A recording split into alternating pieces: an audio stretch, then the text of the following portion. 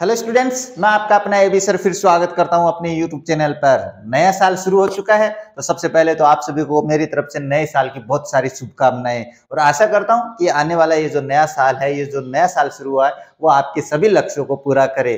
अब आज के इस वीडियो में हम बात करने वाले हैं 10th क्लास के स्टूडेंट्स के लिए राजस्थान स्कूल शिक्षा परिषद जयपुर के संरक्षण में जारी पेशी वॉइसेस के एग्जाम्पल्स, यानी जितने भी एग्जाम्पल्स इसने अपने परिषद ने जारी किए हैं, उन सभी एग्जाम्पल्स को हम बड़ी डिटेल से, बड़ी गहनता से हल करने वाले हैं। अगर आप ये कंप्लीट क्लास देख लेते हो तो मैं गारंटी लेता हूं पेशी वॉइस के कोई भी एग्जांपल आप कभी गलत नहीं करने वाले हो। तो अपने इस वीडियो को शुरू करें। इससे पहले आप लोगों से एक बात कहना चाहेंगे, अगर आप हमारे चैनल पे आए हो, हमारे वीडियोस देख रहे हो, वीडियोस पसंद आ रहे हैं, हमारे चैनल को सब्सक्राइब कीजिए, वीडियो को लाइक कीजिए, शेयर कीजिए, साथ ही आप बेल आइकन को भी ऑन रखें ताकि मेरे वीडियोस की नोटिफिकेशन सबसे पहले आप लोगों के पास पहुंचे। अब ज्यादा समय नहीं लेते, शुरू करते हैं आज का वीडियो और चलते अपने टॉपिक की तरफ। और जो टॉपिक मैंने बताया है वो बताया आप लोगों को कि पेशी वॉइस के बारे में अपन बात करने वाले हैं। अब पेशी वॉइस के बारे में बात करें, इससे पहले आप लोगों को क्या है, कुछ पता होना जरूरी है कि पेशी वॉइस में किया क्या जाता है, ये भी तो पता होना जरूरी है। तो सबसे पहले मैं थोड़ी सी बातें बता देता हूँ पेशी वॉइस के बारे में कि पेशी वॉइस में अपन करेंगे क्या, जो एग्जाम्पल है उनको हल कैसे करेंगे। तो अपने जो एग्जाम्पल मैंने वैसे क्लास अपलोड कर रखी है, आप लोगों ने वो क्लास नहीं देखी है तो जरूर देखना। आपके कोई भी पेशी वॉइस के एग्जाम्पल है गलत नहीं करने वाला है, अगर वो क्लास कंप्लीट देखते हो तो। अब मैं यहाँ पे थोड़ी बहुत बातें बता देता हूँ, डिटेल आप क्लास में देख लेना। एक्टिव वॉइस से पेशी वॉइस में बनाने के लिए कुछ नियमों की आवश्यकता होती है। तो मैं सारे नियम तो यहाँ पे बता नहीं पाऊंगा क्योंकि एग्जाम्पल्स भी सोल्व करने हैं, क्लास काफी बड़ी हो जाएगी। आप भी समझदार हो, क्लास देख लेना वहां पे। अब मैं जो मुख्य बात है वो बता देता हूँ कि एक्टिव से पेशी वॉइस बनाते समय आपको करना क्या है। इसमें आपको सब्जेक्ट को ऑब्जेक्ट में चेंज करना है, यानी सब्जेक्ट को ऑब्जेक्ट की जगह लेके जाना है और ऑब्जेक्ट को सब्जेक्ट की जगह लेके जाना है। अब इसमें अपन क्या करते हैं कि जो सब्जेक्ट होता है उसको जब ऑब्जेक्ट के स्थान पे लिखते हैं, यानी अंत में लिखते हैं, तो इससे पहले बाय प्रीपोजिशन का प्रयोग करते हैं। ये आपको ध्यान में रखनी है कि सब्जेक्ट को अंत में लिखने से पहले क्या लिखना है, उससे पहले ना बाय प्रीपोजिशन का प्रयोग करना है। अब मैं जो बेसिक बात है, जो अपने जिस रूल पे लागू होता है, एक रूल बताऊंगा मैं यहाँ पे, उसी के मैं चारों रूल है वो समझाने वाला हूँ। और बाकी टेंसेस के अनुसार देखनी हो तो आप क्लास देख लेना। अब मैं एक बात बता देता हूँ कि पेशी वॉइस का जो नियम होता है, जो रूल होता है, वो क्या होता है, वो होता है ऑब्जेक्ट प्लस हेल्पिंग वर्ब जो होती है टेंस के अनुसार। अब कौन से टेंस की कौन सी है वो आपको टेंस की क्लास देखनी भाई। हेल्पिंग वर्ब, उसके बाद में हमेशा वर्ब की थर्ड फॉर्म आती है, उसके बाद में अदर वर्ड अगर अपने एग्जाम्पल में है तो लिखेंगे, नहीं तो बाद में बाय प्लस सब्जेक्ट कर देंगे। ये बाय प्लस सब्जेक्ट के बारे में एक बात और बता देता हूं अभी।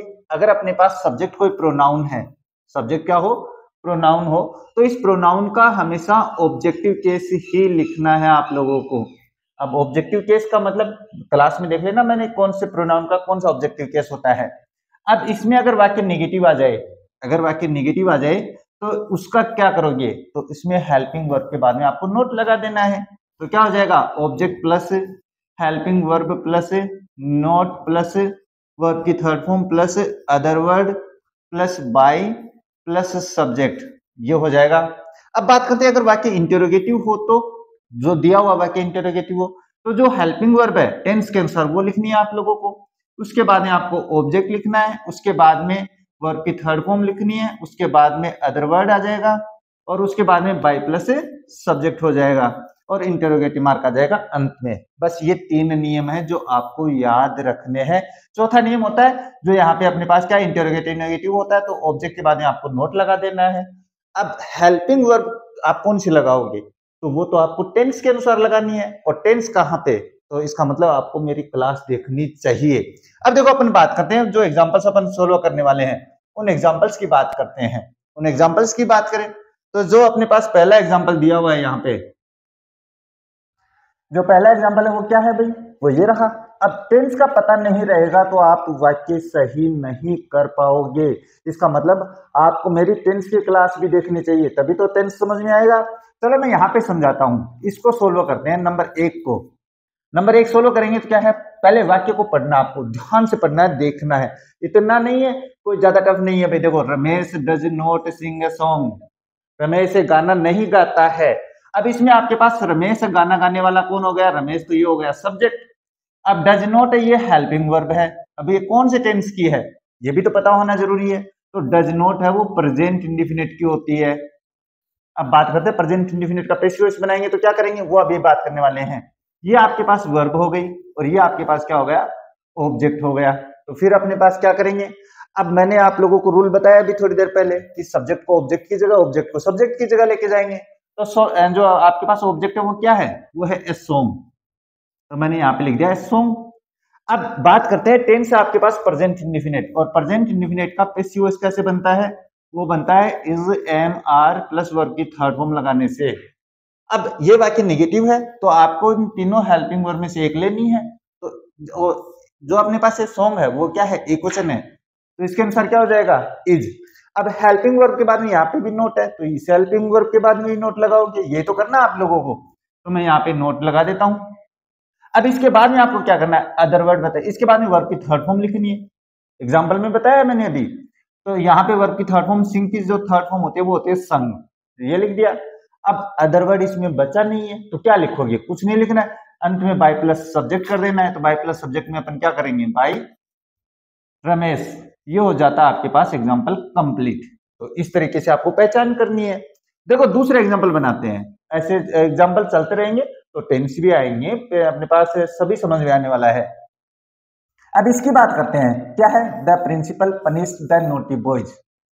प्रिंसिपल ने शरारती बच्चों को सजा दी। तो सजा देने का काम कौन कर रहा है, वो प्रिंसिपल कर रहा है। तो प्रिंसिपल क्या हो गया यहाँ पे, तो प्रिंसिपल तो हो गया सब्जेक्ट, और जो पनिश है ये हो गया आपके पास वर्ब की सेकंड फॉर्म, ये वर्ब की सेकंड फॉर्म है। तो टेंस कौन सा हो गया, पास्ट इंडेफिनिट। और पास्ट इंडेफिनिट का पैसिव वॉइस बनता है वाज या वर प्लस वर्ब की थर्ड फॉर्म लगाने से, तो ये हो जाएगा। अब ऑब्जेक्ट क्या है आप लोगों के पास, द नोटी बॉयज। तो नोटी बॉयज अपन यहां पे लिख देते हैं, क्या हो जाएगा, द नोटी बॉयज। अब ये ऑब्जेक्ट लिख दिया। ऑब्जेक्ट के बाद में मैंने बताया हेल्पिंग वर्ब, हेल्पिंग वर्ब दो है आप लोगों के पास, कौन कौन सी, वाज या वर।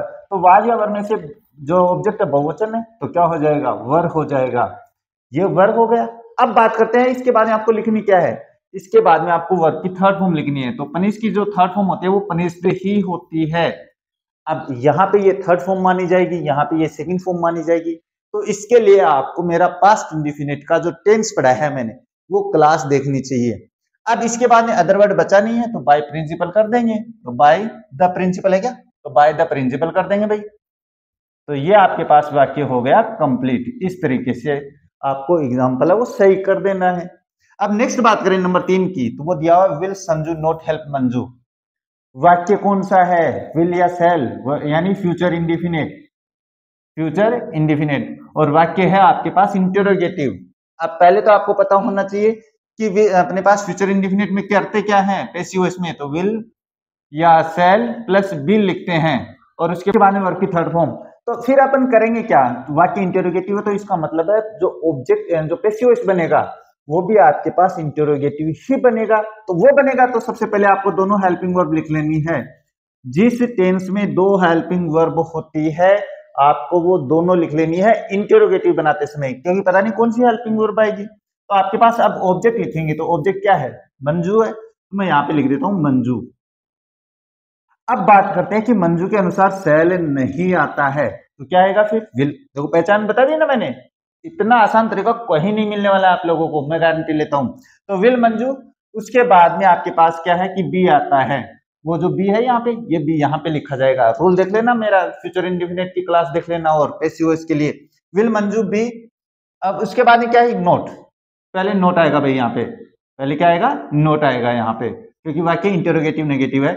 उसके बाद में आपको बी का प्रयोग करना है, उसके बाद में वर्ब की थर्ड फॉर्म लगानी है, तो क्या हो जाएगा, हेल्प। और उसके बाद में बाय संजू, बाय, और वाक्य हो जाएगा आपके पास कंप्लीट, इंटरोगेटिव मार्क लगा देंगे। तो इस तरीके से आपको एग्जांपल है वो सोल्व करने हैं। तो अब बात करते हैं, देखो नेक्स्ट बात करें तो नेक्स्ट आप लोगों के पास क्या रखा है, नेक्स्ट जो क्वेश्चन नंबर दे रखा है 4, वो दे रखा है we should not tease the poor. हमें गरीबों को ऐसे नाराज नहीं करना चाहिए, चिढ़ाना नहीं चाहिए, ये कह रहा है भाई। वाक्य नेगेटिव है, टीज का मतलब होता है चिढ़ाना, नाराज करना, खिजाना, वो होता है। इसमें बात करें तो ये तो सब्जेक्ट हो गया, ये आपके पास मॉडल हो गया, ये आपके पास वर्ब हो गई, और ये आपके पास ऑब्जेक्ट हो गया। तो अब इसका पैसिव वॉइस बनाएंगे तो कैसे बनाएंगे, तो मॉडल वाला वाक्य में एक आसानी सी बात बता देता हूं, एक आसान सी बात कि जो मॉडल होता है उसी को यूज करना आपको पैसिव वॉइस में, कुछ चेंज नहीं करना है। मॉडल के बाद में आपको बी का प्रयोग करना है और उसके बाद में आपको वर्ब की थर्ड फॉर्म लगा देनी है, बस इतना सा करना है। बाकी सब्जेक्ट को ऑब्जेक्ट, ऑब्जेक्ट को सब्जेक्ट बना देंगे। तो द पुअर है, यहाँ पे देखो 4 नंबर बनाते हैं, द पुअर, ये हो गया। अब जो मॉडल आया वो का वही रखेंगे, तो इसमें आ गया शुड, तो शुड मॉडल लिख दिया मैंने। इसके बाद में नोट आया है तो मैं नोट भी लिखूंगा पहले यहाँ पे। उसके बाद में आपको बी का प्रयोग करना है। नोट का प्रयोग एक बात ध्यान में रखने वाली है कि वो हमेशा मॉडल के बाद में या हेल्पिंग वर्ब के बाद में ही लिखा जाता है, और ये जो बी है ये अपने पास पैसिव वॉइस के लिए काम आती है, तो ये नोट के बाद में ही लिखी जाएगी। इसके बाद में वर्ब की थर्ड फॉर्म, तो टीज की थर्ड फॉर्म टीज्ड होती है। अब बाय अस, एक बार इसके बारे में अपन बात कर लेते हैं। बाय अस, अपन बाय प्लस अस का प्रयोग नहीं करेंगे। जब आपके पास वी है वो संपूर्ण जाति को डिनोट करता है, यानी मैं एक बात बोल रहा हूं कि हमें गरीबों को नाराज नहीं करना चाहिए। तो हमें का मतलब मैंने सभी लोगों की बात करी है। जब मुझे पता है कि हम सभी की बात कर रहे हैं तो फिर बाय प्लस सब्जेक्ट है वो नहीं लिखा जाता है। कब नहीं लिखा जाता है, डिटेल से आपको मेरी क्लास देखनी चाहिए, मैंने बहुत ही आसानी से समझाया अपनी पहली क्लास में ये। अब देखो नंबर 5 के बारे में बात करते हैं। नंबर 5 क्या कह रहा है, students are taking exercise in the open air. अब इस वाक्य का आपके पास ऑब्जेक्ट क्या होना चाहिए, ये भी तो पता होना चाहिए। अब देखो स्टूडेंट्स बहुवचन है, are is am are plus verb की फर्स्ट फॉर्म, इसका मतलब प्रेजेंट कॉन्टिन्यूअस, प्रेजेंट कॉन्टिन्यूअस। और जब प्रेजेंट कॉन्टिन्यूअस टेंस का पैसिव वॉइस बनाएंगे तो वो बनाते समय बता देता हूं मैं भी। लेकिन इसमें ऑब्जेक्ट की बात करें तो स्टूडेंट्स है वो एक्सरसाइज, एक्सरसाइज का मतलब कसरत जिसको अपन कहते हैं, इन द ओपन एयर। तो आप क्या करते हो, आपसे सबसे बड़ी गलती क्या हो जाती है, आप जो अंत में है उसी को ऑब्जेक्ट बना देते हो, जो कि नहीं करना है आप लोगों को। यानी कहने का मतलब एमपीटी का एक नियम बताया मैंने इसमें क्लास में कि मैनर, प्लेस और टाइम कभी भी पैसिव वॉइस में ऑब्जेक्ट का काम नहीं करते हैं। तो ये ओपन एयर का मतलब ये प्लेस को डिनोट कर रहा है भाई, खुली हवा में। अब ऑब्जेक्ट हो गया आपके पास क्या, एक्सरसाइज। तो मैं यहाँ पे एक बार एक्सरसाइज लिख देता हूं, क्या लिखूंगा मैं, एक्सरसाइज। और उसके बाद में एक्सरसाइज है वो एक वचन होती है, प्रेजेंट कॉन्टिन्यूअस है। तो प्रेजेंट कॉन्टिन्यूअस में आपके पास क्या होता है, इज एम आर ही आता है, लेकिन इसके साथ आपको बीइंग का प्रयोग करना होता है कॉन्टिन्यूअस बनाने के लिए। अब इसके बाद में आपको वर्ब की थर्ड फॉर्म, तो थर्ड फॉर्म क्या है, टेकिंग है, यानी वर्ब की फर्स्ट फॉर्म प्लस आईएनजी आ दिया। तो टेक की थर्ड फॉर्म होती है टेकन, तो मैंने टेकन लिख दिया। अब कोई एक्स्ट्रा वर्ड बचा हुआ है, बिल्कुल बचा हुआ है, इन द ओपन एयर। तो अदर वर्ड में अपन पहले लिखेंगे इन द ओपन एयर, और इसके बाद में आपको क्या करना है, बाय प्लस सब्जेक्ट लिखना है, तो वो मैं यहाँ पे लिख देता हूं, बाय स्टूडेंट्स, और आपका जो एग्जाम्पल है वो हो जाता है कंप्लीट। इस तरीके से आपको क्या करना है, पहचान कर देनी है। अब बात करते हैं नंबर 6 के बारे में। तो नंबर 6 क्या है, हु टीच यू इंग्लिश, आपको इंग्लिश कौन पढ़ाता है। ये वाक्य आपके पास 4 प्रकार से बनता है, और मैंने चारों प्रकार समझाए हैं अपनी क्लास में, जो स्पेशल सेंटेंसेस की क्लास है उसको देखना। अब यहाँ पे तो मैं आप लोगों को केवल 2 ही प्रकार बताऊंगा, 2 प्रकार आप मेरी क्लास में देखना। पहले तो बात करते हैं कि जब अपन हु से वाक्य बनाना होता है, तो हु से कोई आपके पास वाक्य दिया हुआ है तो हु को आपको बाय हुम में चेंज कर देना है, बाय हुम, ये कर दिया। इसके बाद में आपको हेल्पिंग वर्ब लिखनी है, तो ये आपके पास प्रेजेंट इंडिफिनिट का है, और प्रेजेंट इंडिफिनिट में मैंने बता दिया है कि आपको इज एम आर का प्रयोग करते हुए वाक्य को पैसिव वॉइस बनाना होता है। तो इज एम आर का प्रयोग करेंगे, तो अब आप यहाँ पे इज एम आर में से लिखोगे क्या, तो ये तो पता ही नहीं है, तो आप तीनों लिखो यहाँ पे, इज एम और आर, मैंने तीनों लिख दी। अब इसमें ऑब्जेक्ट 2 है, एक तो इनडायरेक्ट ऑब्जेक्ट है और एक डायरेक्ट ऑब्जेक्ट है। पहले तो लेते हैं इनडायरेक्ट ऑब्जेक्ट, तो मैं यहाँ पे लिख देता हूं यू, ये लिख दिया। अब यू के अनुसार इज भी नहीं आता, एम भी नहीं आता, तो इनको काट दिया मैंने। अब बाय हुम आर यू, इसके बाद में आपको क्या ऑब्जेक्ट लिख दिया, तो इसके बाद में लिखनी वर्ब, तो वर्ब की थर्ड फॉर्म आएगी, तो वर्ब की थर्ड फॉर्म क्या होती है, टोट होती है, तो मैंने ये लिख दिया टोट। अब बच गया क्या, इंग्लिश, तो पहले मैं लिखूंगा यहाँ पे इंग्लिश, और उसके बाद में लगा दूंगा इंट्रोगेटिव मार्क, और वाक्य हो जाएगा कंप्लीट। अब बात करते हैं इसका दूसरा एग्जांपल, ये तो हो गया अपने पास इनडायरेक्ट ऑब्जेक्ट से। अब बात करें इंग्लिश से बन सकता है, बिल्कुल बन सकता है, क्यों नहीं बनेगा भाई। तो क्या बनेगा, बाई, बाई होम, और उसके बाद में तीनों हेल्पिंग वर्ब पहले लिख लेते हैं क्योंकि आपको पता नहीं है कि कौन सी आएगी। ये तो मैं यहाँ पे समझा रहा हूं इसलिए आपको पता है, लेकिन अब यहाँ पे यू के स्थान पे मैंने लिख दिया इंग्लिश, तो मैंने लिख दिया इंग्लिश। अब बात करते हैं इंग्लिश क्या है, एक वचन है, तो एक वचन के साथ ना तो एम आता है ना आर आता है, तो इसमें तो मैंने आर का प्रयोग किया, इसमें मैंने इज का प्रयोग किया है। तो फिर आपको क्या करना है, अब इसके बाद में बच गया क्या, ऑब्जेक्ट लिख दिया, तो फिर वर्ब लिखनी है, वर्ब तो यही रहेगी, तो हो जाएगी टॉट।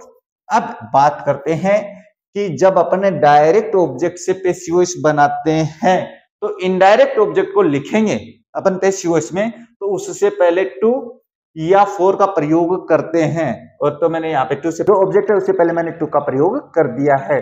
यह बात आपको ध्यान में रखनी है। अब ये तो हो गए दो प्रकार जो मैंने आप लोगों को यहाँ पे बता दिए। अब दो प्रकार से और बनाया जाता है, उसके लिए तो क्लास देखनी पड़ेगी, यहाँ पे थोड़ी ना क्लास बड़ी करेंगे अपन, तो मुझे नहीं लगता कि अब समझ में नहीं आएंगे ये तीनों एग्जाम्पल। अब देखो बात करते हैं नेक्स्ट बात करें तो जो नेक्स्ट दिया हुआ है वो क्या दिया हुआ है, क्वेश्चन नंबर 7। अब इसके बारे में बात करें तो ये आपके पास क्या है, have you polished your shoes, interrogative वाक्य प्रेजेंट परफेक्ट है। अब ये प्रेजेंट परफेक्ट है तो प्रेजेंट परफेक्ट का पैसिव वॉइस कैसे बनेगा, उसका पैसिव वॉइस बनेगा आपके पास जो हेल्पिंग वर्ब दी हुई है हैज या हैव, ये तो लिखेंगे, इसके साथ में आपको बीन का प्रयोग कर देना है और वर्ब के फॉर्म लगा देने, बस इतना ही करना है।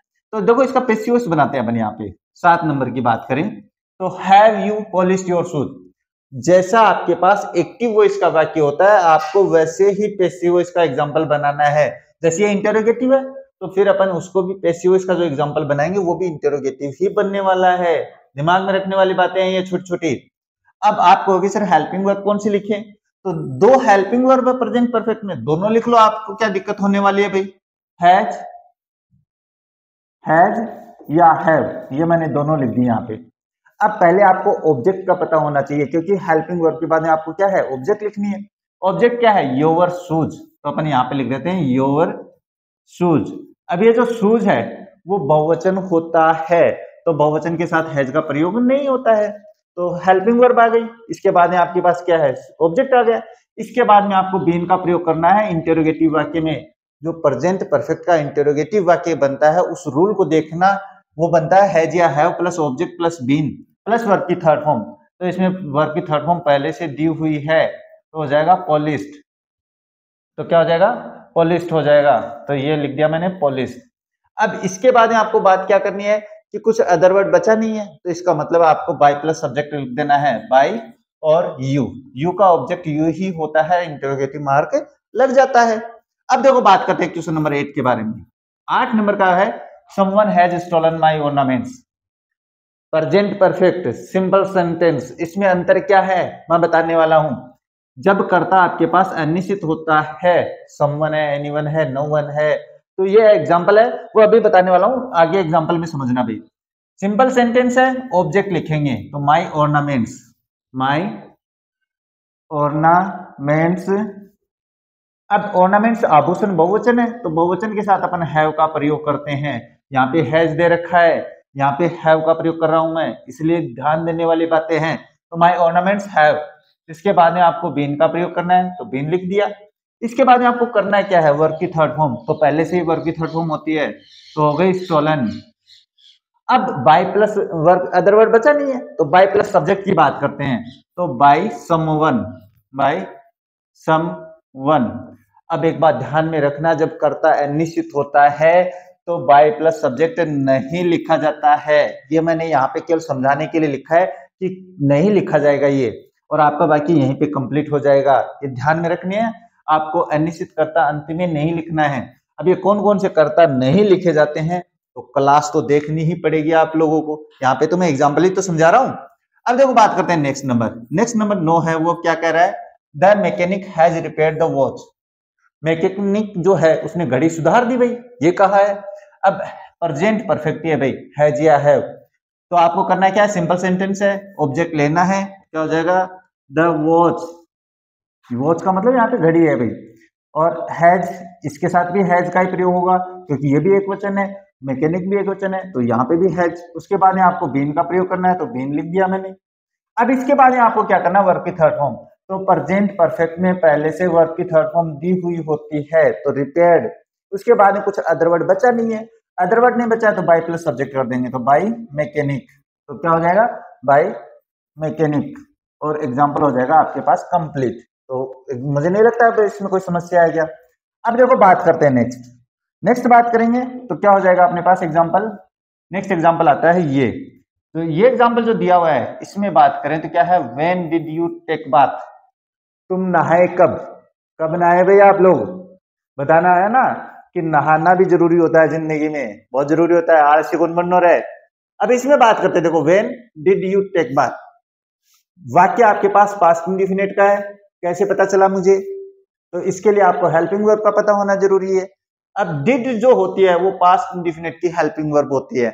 अब पास्ट इंडेफिनिट के वाक्य को पैसिव वॉइस बनाना है आप लोगों को, वो कैसे बनाओगे, तो पास्ट इंडेफिनिट में अपन क्या करते हैं, जो वाज और जो वर होता है वो लिखते हैं और इसके साथ वर्ब की थर्ड फॉर्म लिखते हैं पास्ट इंडेफिनिट के वाक्य को पैसिव वॉइस बनाने के लिए। सिंपल सी बातें हैं जो आपको मेरी क्लास में मैंने बहुत आसानी से समझाई है, लेकिन आप लोगों ने वो क्लास ही नहीं देखी है तो समझोगे कहां से। अब इसमें बात करते हैं, वाक्य है इंटेरोगेटिव और WH वर्ड से शुरू हो रखा है, तो फिर करेंगे क्या, आपको जब इंटेरोगेटिव वाक्य है और WH वर्ड से शुरू हो रखा है तो उसी WH वर्ड को शुरू में लिखना है और कुछ चेंज नहीं करना है, केवल हु से शुरू होता है उसमें चेंज होता है भाई। अब मैं यहाँ पे 10 नंबर लिखूं तो सबसे पहले देखो मैंने वे नहीं लिखा भाई, यहाँ पे कोई चेंज नहीं कर रहा हूं मैं यहाँ पे। अब इसके बाद में आपको हेल्पिंग वर्ब लिखनी होती है।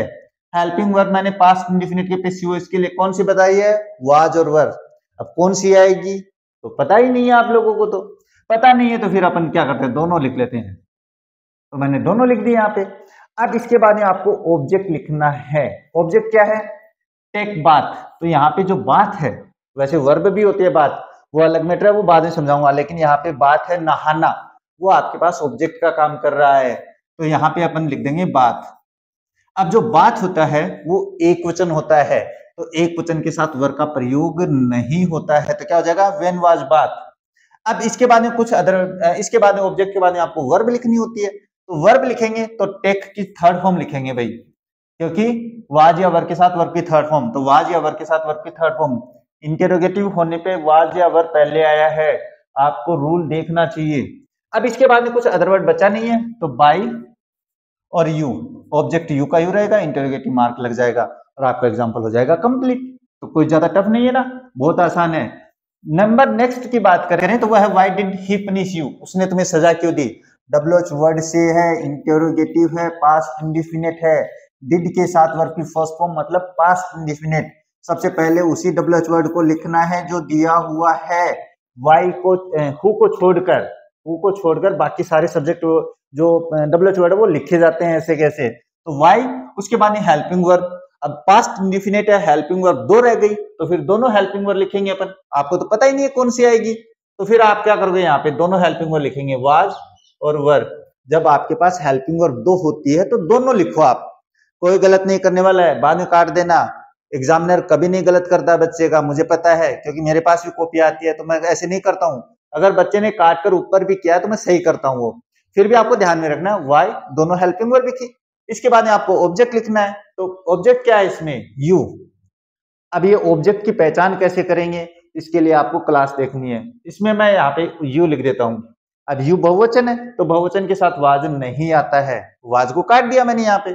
अब ऑब्जेक्ट के बाद में आपको वर्ब की थर्ड फॉर्म लिखनी है, तो वर्ब है ये। डिड के साथ तो वर्ब की फर्स्ट फॉर्म है, लेकिन पैसिव वॉइस में वाज या वर्ब के साथ वर्ब की थर्ड फॉर्म आती है, तो हो जाएगी पनिश्ड। तो हो गया पनिश्ड, ये मैंने यहाँ पे लिख दिया। अब इसके बाद में बात करें, अदर वर्ड बचा नहीं है इसमें, तो बाय प्लस सब्जेक्ट हो जाएगा। अब देखो यहाँ पे ही, ये रहा प्रोनाउन। मैंने एक बात बताई थी अभी थोड़ी देर पहले, अगर आपके पास सब्जेक्ट प्रोनाउन हो तो बाय के बाद में उसका ऑब्जेक्टिव रूप आता है, तो देखो बाय हिम किया है मैंने और इंटरोगेटिव मार्क लग जाएगा और वाक्य हो जाएगा कंप्लीट। अब देखो बात करते हैं इसके बारे में, ये क्या कह रहा है, जो एग्जांपल है वो कह रहा है we bring cloth from the draper, हम लाते हैं कपड़े ड्रेपर से। अब यहां पे ये जो फ्रॉम द ड्रेपर है ये आपके पास ऑब्जेक्ट नहीं है, क्लोथ्स है ये आपके पास क्या है, ऑब्जेक्ट है। हम लाते हैं क्या, कपड़े, तो इसका मतलब कपड़े जो है वो आपके पास ऑब्जेक्ट है। तो क्लॉथ मैं यहाँ पे लिख देता हूँ एक बार। अब यहाँ पे क्लॉथ एक वचन है, तो एक वचन के साथ टेंस प्रेजेंट इंडेफिनिट है, वर्ब की फर्स्ट फॉर्म या वर्ब की फर्स्ट फॉर्म में एसएस होता है, वो सिंपल सेंटेंस होता है प्रेजेंट इंडेफिनिट का। ये दो सेंटेंस है जहां पे अपन हेल्पिंग वर्ब नहीं यूज करते हैं। प्रेजेंट इंडेफिनिट का सिंपल वाक्य, पास्ट इंडेफिनिट का सिंपल वाक्य। क्लास देखे होते तो इतना बताने की आवश्यकता नहीं होती मुझे, पर आप देखोगे सर तो अपना ही अपना प्रचार कर रहे हैं, तो अपना ही तो करूंगा प्रचार, और किसका करूंगा भाई, आप लोगों का भी करूंगा मैं, चिंता मत करो। लेकिन यहाँ पे जैसे क्लोथ्स आ गया, क्लोथ आ गया एक वचन है, तो मैं यहाँ पे इज करूंगा भाई, तो क्लोथ इज। उसके बाद में वर्ब की थर्ड फॉर्म पे सीओएस बनाते हैं ना, किसका, प्रेजेंट इंडेफिनिट का, तो वो बनता है object plus is MR plus verb की थर्ड फॉर्म। अदर वर्ड बचा हुआ है तो फ्रॉम, तो ये लिख दिया फ्रॉम द ड्रेपर, और उसके बाद में आपको बाय प्लस सब्जेक्ट कर देना है बाय अस। अब यहाँ पे जो अस है वो लिखा जाएगा, मैंने थोड़ी देर पहले कहा था कि बाय प्लस अस नहीं लिखते हैं, यहाँ पे कह रहा है कि हम कपड़े वो ड्रेपर से लाते हैं, तो सभी थोड़ी ना जाते हैं ड्रेपर के पास, ये ध्यान में रखने वाली बात है। और अगर आप नहीं भी लिखोगे तो कोई गलत नहीं है, क्योंकि mostly upon by plus subject है, बाय प्लस अस यानी जो वी होता है उसको नहीं लिखते हैं, दिमाग में रखना। अब देखो बात करते हैं नेक्स्ट, मुझे लगता है ये एग्जांपल समझ में आ गए होंगे। नेक्स्ट बात करें तो जो नेक्स्ट दिया हुआ है वो क्या दिया हुआ आप लोगों के पास, वो दिया हुआ आपके पास, Daniel had killed the scorpion with a stone. अब आपको अर्थ नहीं आ रहा तो कोई दिक्कत नहीं है, डेनियल अंग्रेजों का नाम है, अपने को कुछ नहीं करना है, आपको देखना है कि डेनियल यहाँ पे सब्जेक्ट है, हेड प्लस वर्ब की थर्ड फॉर्म, इसका मतलब पास्ट परफेक्ट दिया हुआ है, और पास्ट परफेक्ट का पैसिव वॉइस कैसे बनेगा वो बताने वाला हूं। द स्कॉर्पियन यानी बिच्छू, तो आपके पास ऑब्जेक्ट क्या हो गया, द स्कॉर्पियन। अब विथ स्टोन है वो क्या है, वो तो एक अपने पास जरिया है काम करने का, तो ये आपके पास ऑब्जेक्ट का काम नहीं करने वाला है, तो इसका मतलब आपको करना क्या है। अब पास्ट परफेक्ट का है तो इसको कैसे बनाओगे, इसको बनाओगे हेड के साथ आपको बीन का प्रयोग करना है, उसके बाद में वर्ब की थर्ड फॉर्म लगा देनी है, तो वाक्य आपके पास पैसिव वॉइस बन जाएगा। सिंपल सेंटेंस है, कोई ज्यादा टफ नहीं है। तो आपको द स्कॉर्पियन, मैं यहाँ पे ऑब्जेक्ट लिख देता हूं, तो स्कॉर्पियन हो गया। इसके बाद में आपको क्या करना है, अब पास्ट परफेक्ट की तो सबसे अच्छी बात है एक ही हेल्पिंग वर्ब है, कुछ नहीं करना है, वो की वही लिख देनी है, चाहे करता है कुछ हो चाहे बहुवचन हो। इसके बाद में आपको बीन का प्रयोग करना है, तो मैंने यहाँ पे बीन कर दिया। अब वर्ब की थर्ड फॉर्म तो वो हो जाएगी किल, तो वर्ब की थर्ड फॉर्म हो गई। अब बाय प्लस सब्जेक्ट है वो लिख देंगे, क्योंकि अदर वर्ड, सॉरी पहले अदर वर्ड लिखेंगे जो बच गया, तो विथ ए स्टोन ये हो जाएगा। अब इसके बाद में आपको जो बाय प्लस सब्जेक्ट है वो लिखना है, तो बाय डेनियल, और वाक्य हो जाएगा आपके पास कंप्लीट।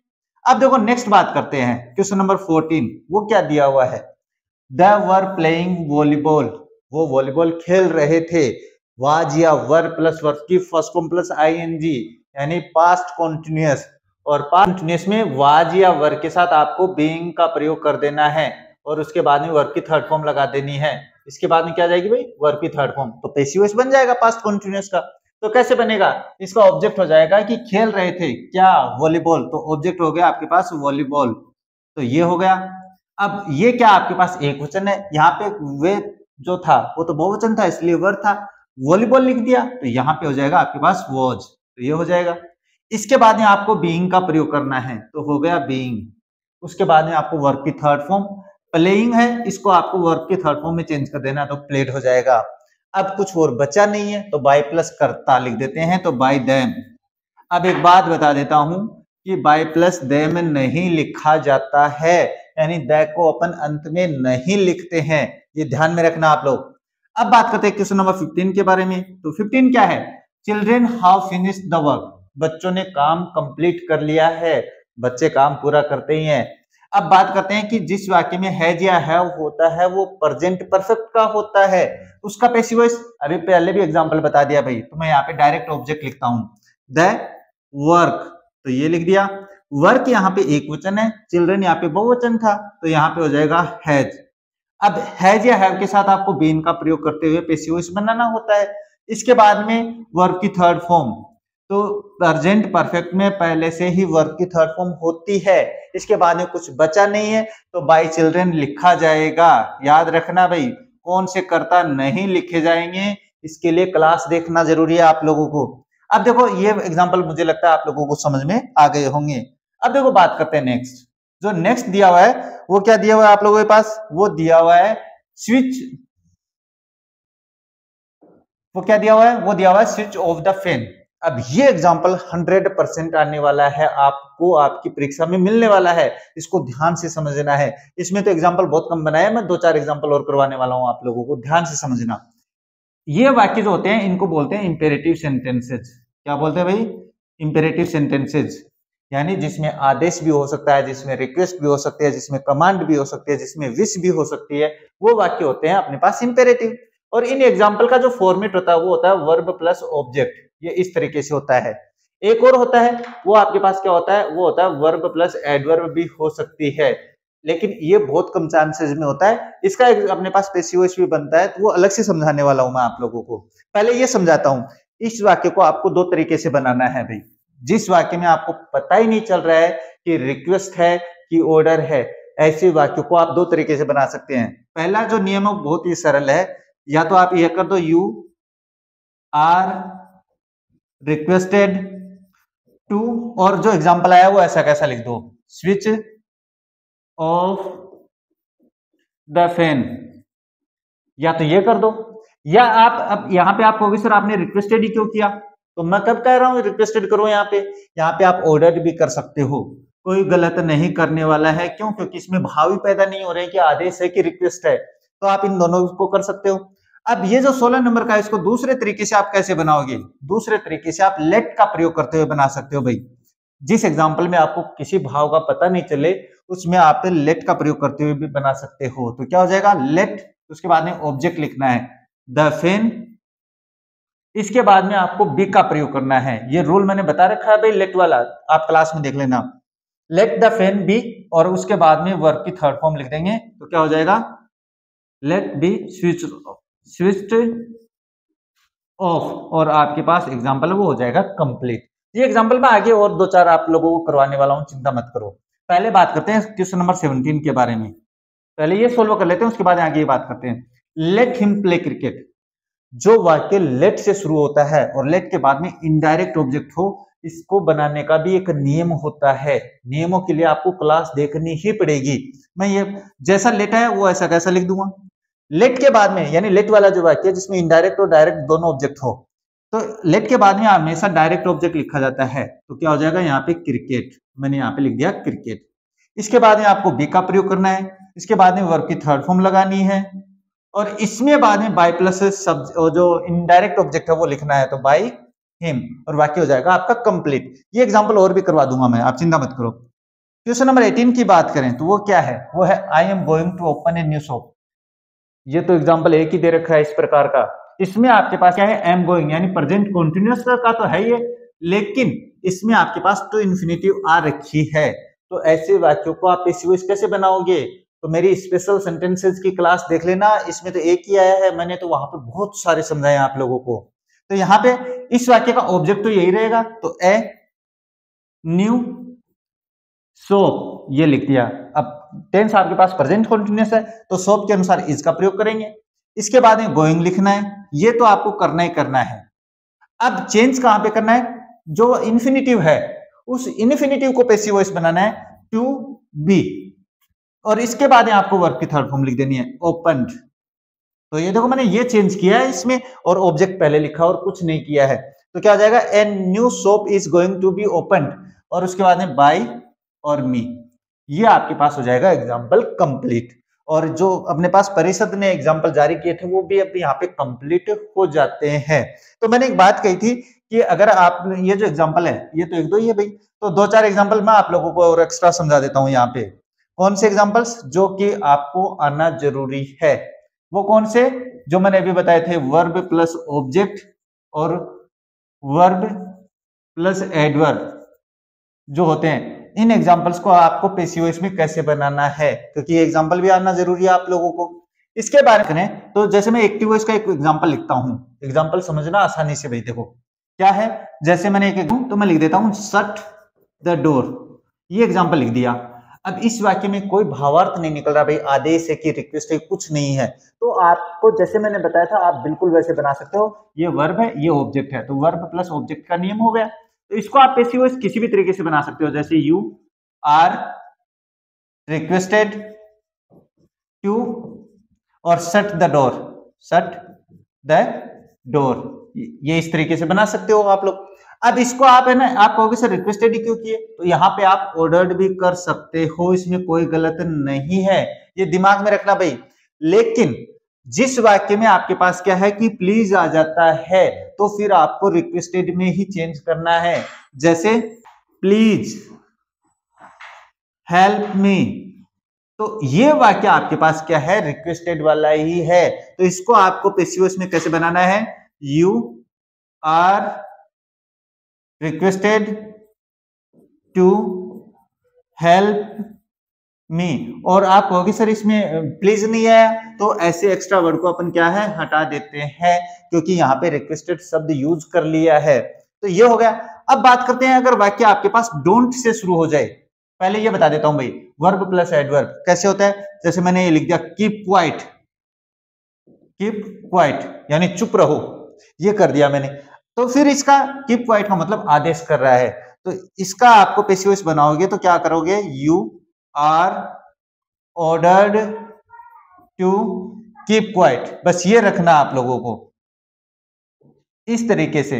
यानी ये देखो अपने पास ये जो है क्वाइट, ये एडवर्ब है। यहाँ पे एडवर्ब कैसे, तो एडवर्ब की क्लास में आपको अच्छे से समझा दूंगा कि कौन सा एडवर्ब होता है और कौन सा ऑब्जेक्ट होता है, अंतर होता है दोनों में।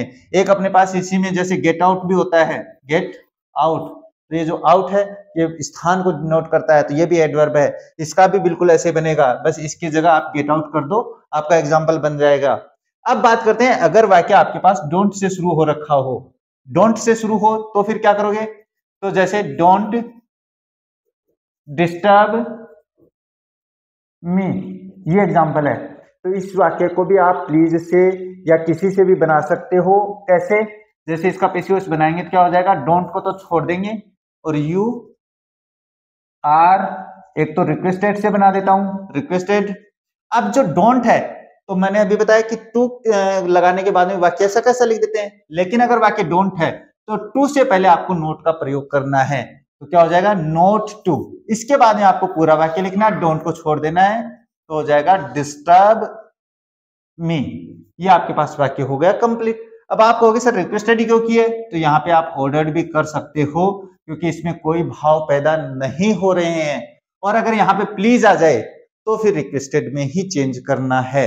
अब एक लेट वाला वाक्य और समझा देता हूं मैं यहाँ पे, वहां पे केवल एक ही एग्जांपल था भाई, तो जैसे let me do it, example लिख दिया भाई। अब इसका पैसिव वॉइस बनेगा तो लेट से ही शुरू करना है, तो क्या हो जाएगा, लेट इनडायरेक्ट ऑब्जेक्ट लिखेंगे, इसके बाद में बी लिखेंगे, उसके बाद में वर्ब की थर्ड फॉर्म, उसके बाद में बाई और इनडायरेक्ट ऑब्जेक्ट मी हो जाएगा, और वाक्य हो जाएगा आपके पास कंप्लीट। तो ऐसे एग्जांपल्स मैंने बहुत सारे करवा रखे हैं, आप उस क्लास में भी देख लेना। और जो अपने परिषद ने जारी किए थे वो एग्जांपल भी हमने सोल्व कर लिए हैं, कुछ एक्स्ट्रा एग्जांपल है जो भी हमने सोल्व कर लिए हैं। तो मुझे लगता है आप लोगों को कोई समस्या नहीं आने वाली है भाई, और समस्या आ जाए तो आप कमेंट करके बता देना, मैं उस समस्या का समाधान भी कर दूंगा। तो मिलते हैं आप लोगों से आगे एक नई क्लास में, तब तक देखते रहिए हमारा चैनल। जय हिंद, जय भारत।